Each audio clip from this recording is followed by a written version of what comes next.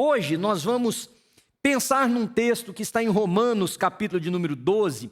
Esse texto, eu já preguei nele, que eu me lembro 4 ou 5 vezes aqui na New Life, nesse período que eu pastorei essa comunidade. Mas hoje nós vamos pensar nele mais uma vez, porque ele não só sempre traz algo novo, como durante esse período, essa reclusão, esse tempo em casa, ouvindo as pessoas por telefone, vendo que as pessoas às vezes me contam do que estão passando internamente, dos ambientes domésticos, das lutas que estão sendo enfrentadas, porque tem muita coisa boa acontecendo, mas tem também muita luta, tem muita dificuldade.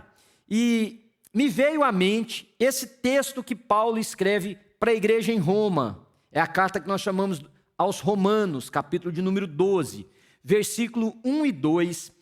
E as Sagradas Escrituras dizem assim: portanto, irmãos, rogo-lhes pelas misericórdias de Deus, que se ofereçam em sacrifício vivo, santo e agradável a Deus, e este é o culto racional de vocês.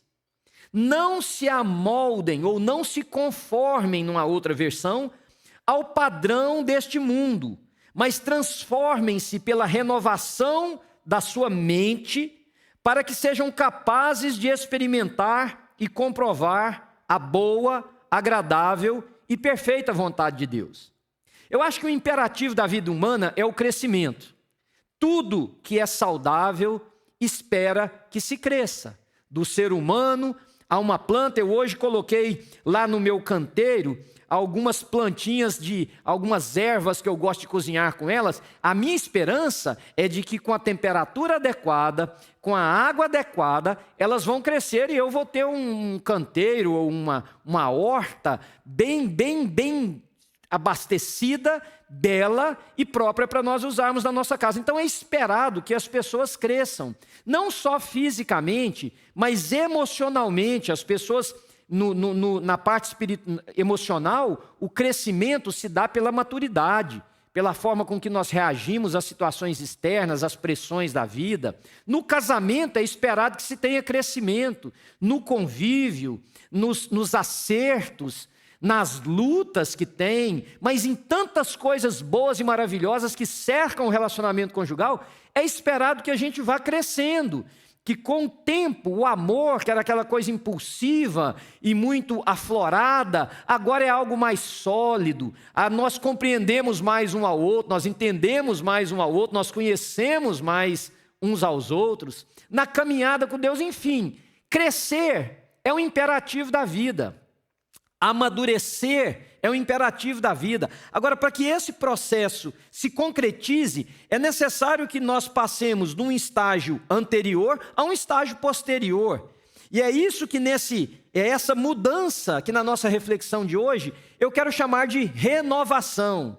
Renovar é aquilo que Paulo mesmo já escreveu à igreja em Corinto, dizendo o seguinte, que em Cristo Jesus todas as coisas foram feitas novas, as antigas passaram. Mas é incrível como que nós ainda continuamos encontrando pessoas, eu no meu trabalho pastoral, nos meus diálogos e conversas com as pessoas, eu tenho certeza que você também, encontra com pessoas que parece que o tempo passou, mas elas ficaram. Que o tempo biológico, o tempo de idade passou, mas elas permanecem. Não mais jovens, saudáveis, bonitas, não é isso. Permanecem naquilo que era, naquele ponto que estavam. Veem a vida da mesma maneira, interpretam a vida do mesmo jeito, julgam as pessoas, tratam das situações. Parece que não houve renovação que o crescimento traz. E não é só nesse aspecto. Parece que há pessoas que ficam estagnadas no tempo emocional. Já sabe aqueles, principalmente entre casais, isso é muito comum entre casais, muito comum, alguém erra, e sempre erramos.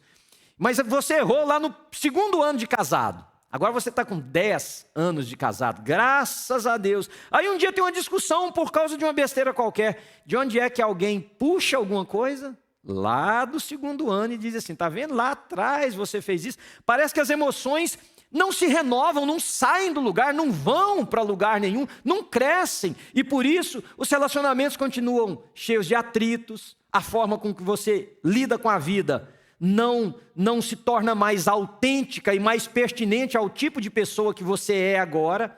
E da mesma forma na espiritualidade.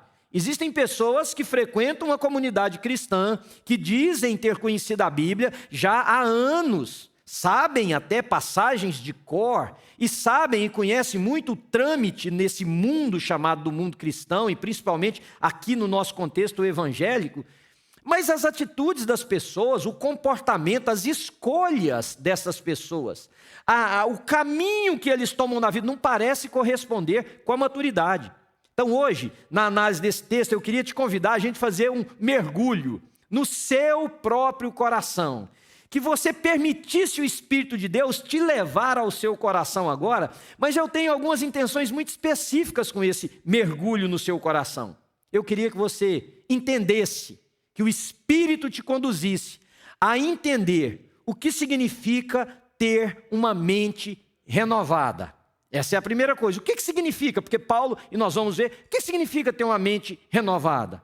Segundo, perceber se realmente estamos nos tornando uma nova criatura em Cristo Jesus, porque nós fomos transformados, nós fomos convertidos a Jesus e há um processo de crescimento. O Manuel de hoje, na fé, ele precisa ser mais maduro do que o Manuel que se converteu aos 13, 14 anos de idade. Eu preciso saber lidar com a espiritualidade, e você também, de forma mais centrada, de forma mais madura. Por quê? Porque eu fui caminhando com Deus, e ao caminhar e o conhecer, a sua presença foi revelando em mim áreas que precisam ser transformadas, foi revelando em você conceitos que precisam ser ajustados, caminhos que eu deveria tomar ou que não deveria tomar. É nesse mergulho que eu queria que você percebesse.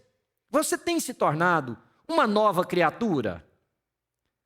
Só você vai poder responder, mas eu estou orando para que o Espírito Santo de Deus mexa na sua mente e te faça perceber isso. Como que é que você tem essa renovação? O que acontece? É um clique que vem na cabeça? Como é que ela se processa? Nós estamos indo para o seu coração, e você vai sondar o seu coração e dizer como é que essa renovação acontece. E que tipo de pessoa, ou o que nós vamos experimentar quando essa renovação acontecer? Então eu quero agora conduzir você em alguns conceitos. Primeiro, olha para o texto. Hoje nós não vamos sair desses 2 versículos. O apóstolo Paulo diz assim: rogo-vos, irmãos, pelas misericórdias de Deus, que apresenteis os vossos corpos como sacrifício vivo, santo e agradável a Deus, que é o culto racional de vocês. Primeira coisa que o apóstolo Paulo faz é um apelo. Ele roga aos irmãos de Roma, porque ele estabeleceu um padrão do capítulo 1 ao capítulo de número 11. Esse padrão é o seguinte: lá no capítulo 1, ele diz que ele não se envergonha da pregação do evangelho, porque ele é o poder de Deus para a transformação de todo aquele que nele crê, primeiro do judeu, depois do grego. Do capítulo 2 ao capítulo 11, embora no capítulo 7 ele trate de algumas coisas sobre casamento e ao longo ele vai tratando sobre outros assuntos, tem um assunto-chefe. O assunto-chefe é a graça de Deus, a fé que nos leva a Jesus, a graça de Deus que nos sustenta, a graça que nos conduz, a graça que nos leva para esse processo de maturidade. Então ele faz um apelo aos irmãos. Irmãos, eu rogo a vocês que vocês... Aliás, esse rogar de Paulo, nós podíamos dividir ele em 2 sessões. A primeira delas, se você olhar para o texto comigo, é que ele roga para que os irmãos não se amoldem ao padrão desse mundo e para que eles renovem a sua mente. Esse é o apelo de Paulo. E essa transformação, que nós estamos chamando também de renovação, ela não acontece, irmãos, somente porque a gente tem boa vontade, ou porque nós nos esforçamos, ou porque nós dizemos assim: não, eu vou agora, de agora em diante, eu vou fazer tudo certo, eu não vou mais fazer isso aqui, eu não vou fazer aquilo. Não é por essa força. Paulo estabeleceu isso. A lei do pecado que milita em mim é muito mais forte do que eu possa vencer. É a graça de Deus que me habilita, pela fé, a dar os passos, a tomar as decisões, a escolher os caminhos que o Senhor quer que eu tome para a minha vida. Então Paulo deixa isso muito claro, que essa transformação não está ligada ao período de igreja, e é por isso que você viu na minha introdução eu dizendo que tem gente que frequenta a igreja há tanto tempo e continua fazendo as mesmas besteiras de quando era um infantil na fé. Aliás, o apóstolo Paulo diz o seguinte: tem tempo para isso. Quando eu era menino, eu falava como menino, eu pensava como menino, eu agia como menino, eu fazia as coisas próprias de menino, mas agora eu fiquei adulto. Então é importante que eu deixe as coisas de criança e eu agora faça as coisas de um adulto. Então tem o tempo para essa infantilidade, mas tem um tempo que precisa chegar da maturidade. E essa transformação, ela não vem pelo nosso esforço, ela vem por uma única condição. À medida que caminhamos na fé cristã, nós vamos nos aproximando de Jesus, nós vamos conhecendo as Escrituras Sagradas, nós vamos conhecendo a Deus, o Espírito de Deus vai trabalhando em nós, e aí sim, nós conseguimos, pela influência do Espírito Santo de Deus, ter as nossas mentes transformadas. Mas Paulo, que é o meu segundo princípio para você, não está falando de uma renovação espiritual tipo zen. Sabe aquela coisa que a gente pensa assim, eu vou a um culto bem abençoado, eu vou, agora não pode acontecer isso porque as igrejas estão vazias, numa igreja bem grande, alguma coisa, e lá eu vou receber um impacto de uma renovação. Não é essa coisa abstrata assim que Paulo está falando. É claro que ele está falando de uma renovação espiritual, mas você precisa entender que essa renovação espiritual é holística. Porque ele diz no texto, irmãos, eu rogo que vocês apresentem os vossos corpos. Está falando disso aqui. Está falando de nós nos rendermos a Jesus. Então, a renovação vem pela compreensão, pela entrega total de quem nós somos, para que a nossa vida se torne um culto a Deus, e a partir desse relacionamento íntimo, que o Espírito Santo de Deus traz sobre nós, nós vamos nos tornando pessoas diferentes a cada dia. Então, não é uma coisa abstrata. O que Paulo está falando? Ele está falando dos pensamentos. Por que você continua tendo os mesmos pensamentos que você tinha quando a sua fé era iniciante? Eu vou te dizer, a nossa mente, e aqui falando de uma forma mais espiritual do que necessariamente fisiológica, estou falando da nossa psique, aquilo que a gente põe é o que vai movimentar a nossa mente. Será que você não está olhando só para as coisas erradas? Será que você não está trazendo coisas erradas em forma de conceitos para a sua mente? Por isso, você não progride. O apóstolo Paulo, escrevendo à igreja em Filipos, diz assim, irmãos, se tem alguma coisa boa, se tem alguma virtude, se algum louvor há, que seja isso que ocupe o vosso pensamento. Isso o quê? Tudo que for bom, tudo que for agradável, tudo que for perfeito. É maturidade a gente saber selecionar o que põe aqui. É questão de maturidade saber se você vai olhar para isso aqui e isso aqui é bom ou é ruim. Não, agora eu entendo que eu não devo olhar para isso, eu não vou trazer para a minha mente algo que não me edifica, lembrando dos escritos de Paulo. Eu posso todas as coisas, mas nem todas vão me fazer crescer. Então eu vou abandonar as que não me fazem crescer. Eu posso todas as coisas, mas nem todas me edificam, ou seja, me fazem bem, fazem com que a minha fé seja mais estruturada, faça com que me aproxime de Deus. Então, como transformado, renovando a minha mente agora, eu escolho as coisas de acordo com a vontade de Deus que opera em mim com o seu Espírito Santo. Então, Paulo está falando de uma transformação de pensamentos, de atos, de decisões, de ações. Tudo isso deve ser apresentado a Deus como um culto racional, é a nossa vida oferecida. Não é mais um animal como era oferecido no Velho Testamento. Não é mais um bichinho que era trazido no altar para um sacerdote imolar a favor do povo. Não, agora é a sua vida. Irmãos, uma das grandes questões dos atritos experimentados pelos cristãos é que não há maturidade, há envelhecimento, mas não há maturidade. E não há maturidade espiritual, pode haver até maturidade intelectual. a pessoa aprende mais sobre a vida, mas não há maturidade espiritual para entender o que é de Deus, o que não é de Deus, para poder dizer que conhece a Deus, invocando a frase, o versículo lá de Jó. Eu não sei mais de Deus só porque me falam. Eu sei de Deus porque eu conheço. Você tem que dizer isso. Essa é uma questão do porquê nós às vezes temos tantos atritos e imaturidades. É se entregar completamente a Deus sem reserva, dizer: Senhor, minha vida é o sacrifício no altar do Senhor. Não é mais você fazer sacrifício com oferendas, com dádivas, com entregas. A entrega que Deus quer é você. A entrega que Deus quer é o nosso coração. Porque Ele mesmo diz que um coração contrito e quebrantado, Ele jamais desprezaria. Agora, essa atitude, que é o terceiro conceito, é racional. Eu entendo. Agora, o que é que eu entendo? Porque o pedido de Paulo expressa um desejo profundo de que os irmãos entendam o que estão fazendo. Eu entendo que eu, Manuel, preciso, orientado agora pelo Espírito Santo de Deus, ajustar áreas da minha vida. Você está entendendo o que o Espírito de Deus está falando com você? Não precisa de um ambiente cheio de espiritualidade, não precisa de uma voz diferente, não precisa de alguém invocar, impostar uma voz, ou dizer: Deus está falando comigo necessariamente, porque Deus fala de várias maneiras, nós às vezes é que não prestamos atenção. Na caminhada, nessa renovação de quem nós somos em Cristo Jesus, debaixo do poder do Espírito Santo, nós entendemos que nós precisamos mudar algumas coisas na nossa vida. E eu tenho certeza, irmãos, que você sabe, porque o Espírito Santo de Deus, ele não nos deixa como que num labirinto, tentando descobrir qual é o caminho para nós. Não, ele fala.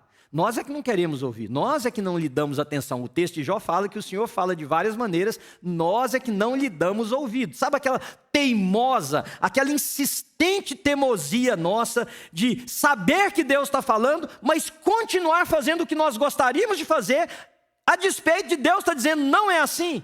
Pois é, Paulo está apelando aos irmãos em Roma, que isso tem que ser consciente. Deus tem que abrir os nossos olhos. Chega de uma espiritualidade infantilizada por influências só, onde você não precisa ser o dono das suas ações, onde você não precisa se responsabilizar pelas brigas, onde você não precisa se responsabilizar pelas consequências das escolhas erradas que você fez. Chega dessa espiritualidade, não é mais tempo, porque nós estamos conhecendo de Deus a cada dia, e agora, conscientes desse conhecimento, nós precisamos olhar para nós mesmos nesse mergulho no coração e dizer: tem áreas na minha vida que precisam de um toque de Deus, tem caminhos que eu tenho que retroceder, e tenho que escolher uma outra vertente.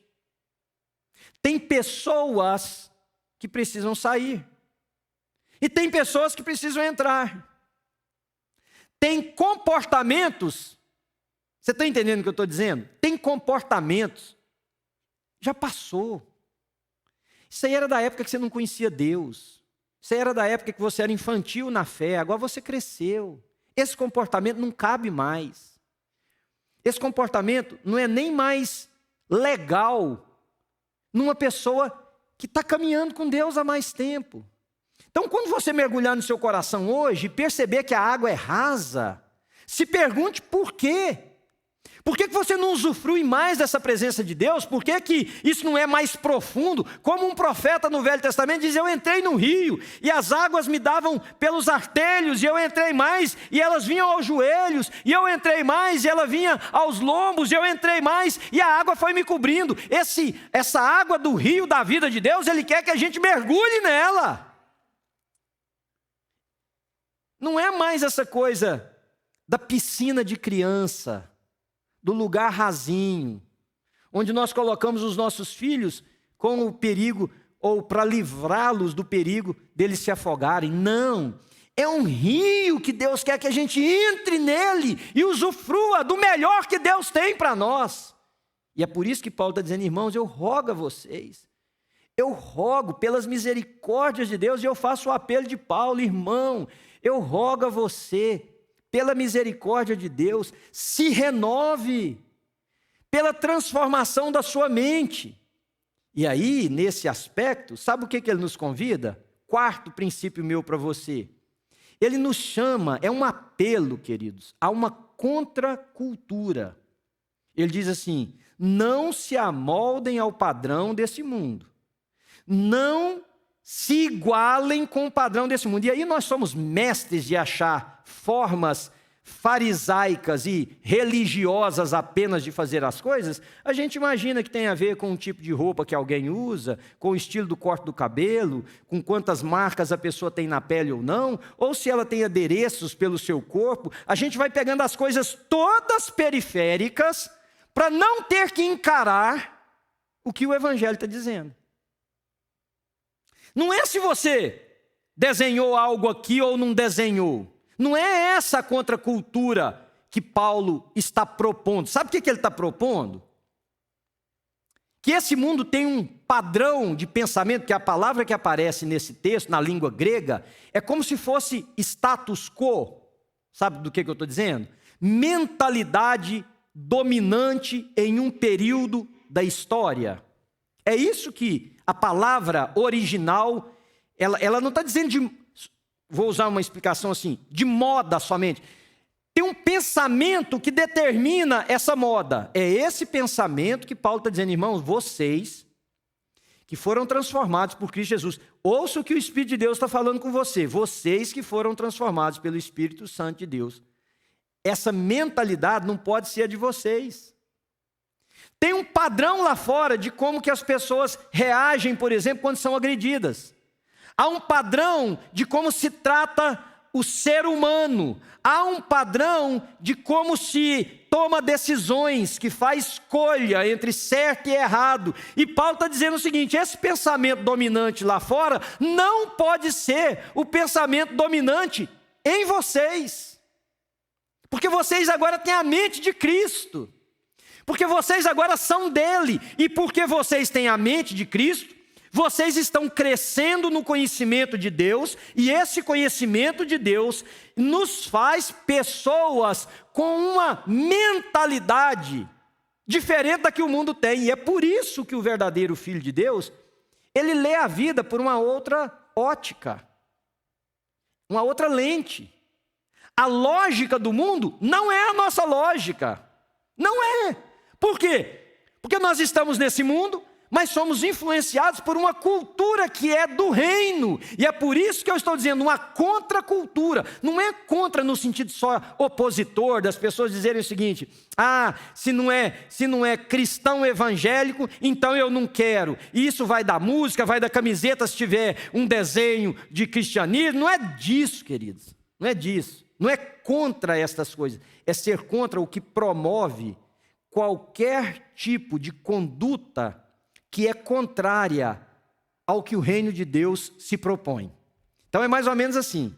Se o reino de Deus se propõe a nos transformar em pessoas mais justas, qualquer mentalidade que tenta nos tirar desse posicionamento, nós devemos ser contra ela. Se o reino de Deus nos impulsiona a sermos pessoas generosas, bondosas, caridosas, amáveis, abertas a quem precisa, se existe uma mentalidade dominante que tenta nos fazer egoístas, egocêntricos, olhar só para nós mesmos, nós precisamos nos opor a ela. Então deixa o Espírito de Deus ir ministrando no seu coração e nesse mergulho, perceba se você não é uma pessoa que vive segundo essa mentalidade que opera lá de fora, que Paulo inclusive fala que ela opera sobre os filhos da desobediência. Por isso nós somos chamados a fazer uma contracultura. Por que ela é contra? Porque ela é de outro lugar. E por que ela é uma contracultura? Porque é a cultura do reino de Deus. Nós trazemos de lá para cá. E ao trazermos essa cultura, ela faz oposição a esse mundo. Porque esse mundo opera numa outra lógica. Ele opera debaixo de outros valores. Você está entendendo o que eu estou ministrando para você? O ensinamento da palavra de Deus. Então o apóstolo Paulo, ele está rogando que essa cultura antropocêntrica, voltada apenas para o bem-estar próprio, ela não deve ser abraçada por aqueles que se chamam de filhos de Deus.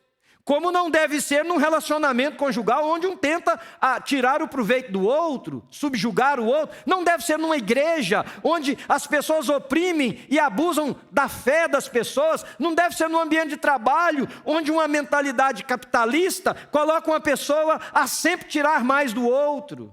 Nós não somos daqui, no sentido da nossa cultura, porque nós nos convertemos a Jesus. E por último, irmãos, tem uma coisa linda nesse texto. Olha, eu vou ler o texto novamente, ele diz assim: rogo-vos, pois, irmãos, pelas misericórdias de Deus, que se ofereçam em sacrifício vivo, santo e agradável a Deus, que é o culto racional de vocês.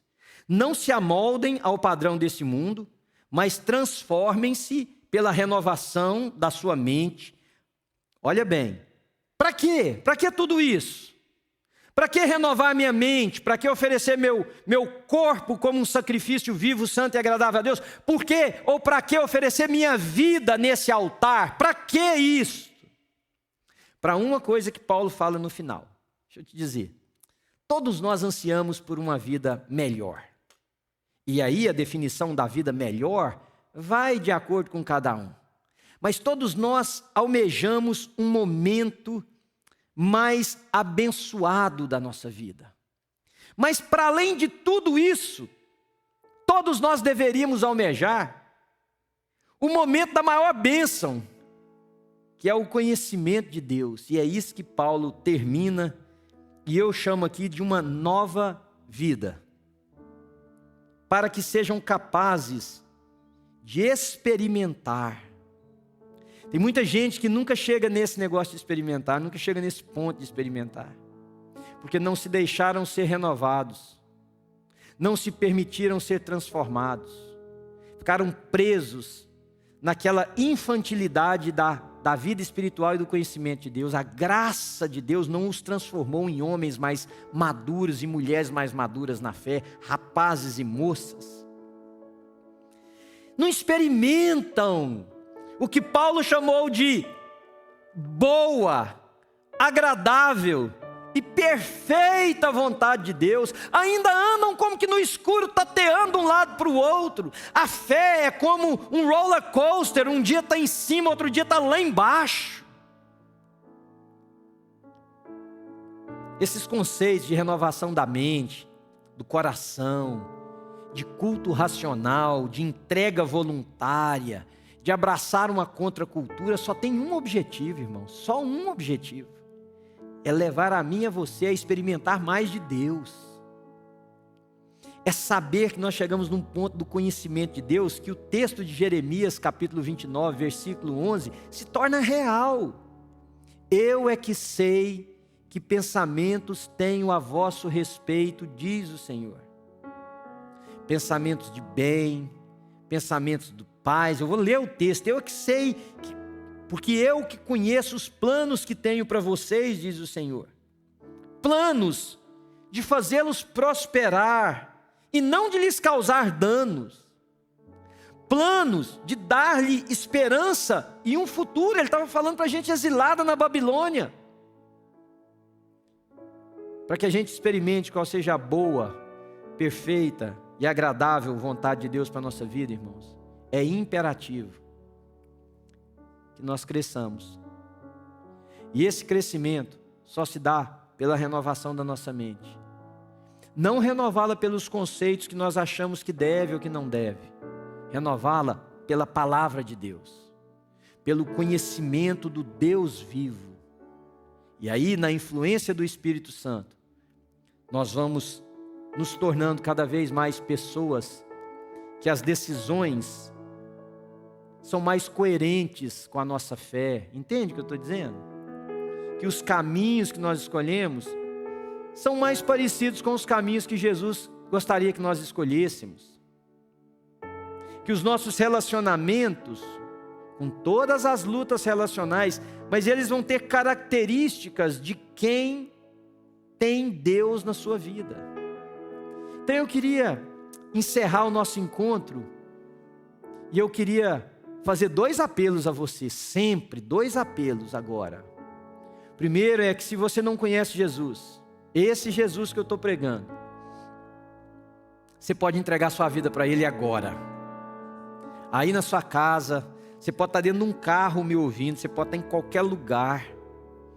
Você pode, se você entendeu a mensagem do Evangelho, Jesus te ama, Ele veio a esse mundo e morreu no nosso lugar, para nos salvar, não para nos livrar do inferno somente, mas para que a nossa existência aqui seja o céu começado. O céu começado. Então Jesus morreu por isso. Por você. O que eu tenho que fazer? Entrega a sua vida para Ele, ora, confessa os seus pecados, com consciência. Não é assim, perdoa todos, a multidão dos meus pecados. Não, que multidão é essa? O que você fez? Onde é que você foi? Que jeito que você tem vivido?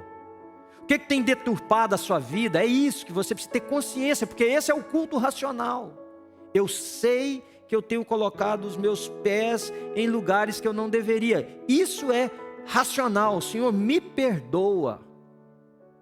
Entra na minha vida, Senhor. E inicia esse processo. E aí agora você que já tem Cristo na sua vida, eu quero te convidar a entrar nesse apelo. Porque talvez você tenha Cristo na sua vida, mas você esqueceu Cristo em algum momento da sua história e continuou sem Ele. E é hora de você voltar e rever esses conceitos, esses princípios, e orar dizendo: Senhor, renova minha mente em Cristo Jesus, porque eu quero experimentar. Irmãos, não é jargão cristão, evangélico, de pastor. Tem uma realidade: Deus tem muito mais para nós experimentarmos dEle, do que é uma comunhão profunda, sincera, verdadeira, do que é um relacionamento íntimo com Deus. Deus tem isso para nós, não tem para alguns, tem para todos. E eu quero te convidar nesse apelo a entrar nesse grupo. E enquanto nós cantarmos essa canção, quem sabe você pode, aí na sua casa, porque é culto, você pode se ajoelhar. E é até bom, porque se você tem um filhinho perto de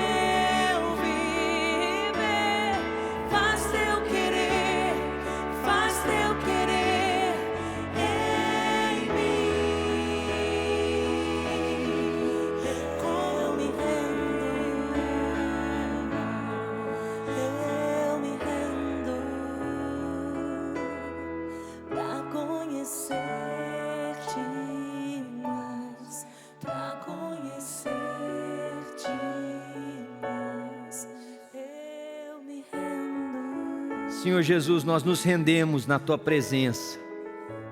Alguns clamando ao Senhor agora: Pai, entra na minha vida, torna o Senhor da minha existência, perdoa os meus pecados.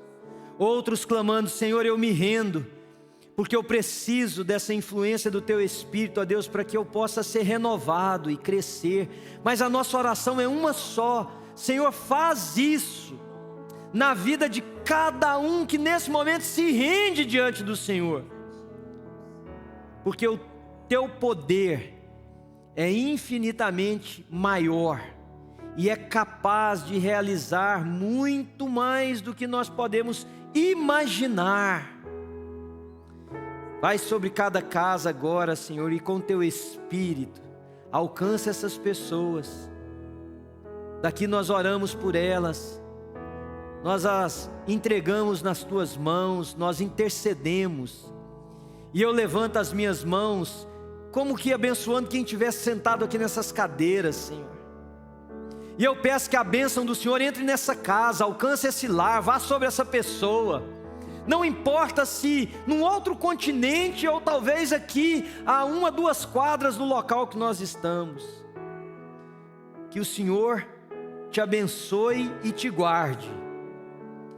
Que o Senhor levante a face dele e tenha misericórdia de nós. Que o Senhor sobre nós levante a sua face e nos dê a paz. E a paz de Cristo guarde mentes e corações nele, até o dia em que nós estaremos com o Senhor na eternidade. Deus te abençoe. Tenha um excelente domingo. Tenha um almoço com quem você ama aí na sua casa. Tenha uma tarde abençoada, uma semana abençoada. E se Deus permitir, no outro domingo, nós estaremos aqui para ministrar sobre a sua vida. No nome de Jesus. Amém.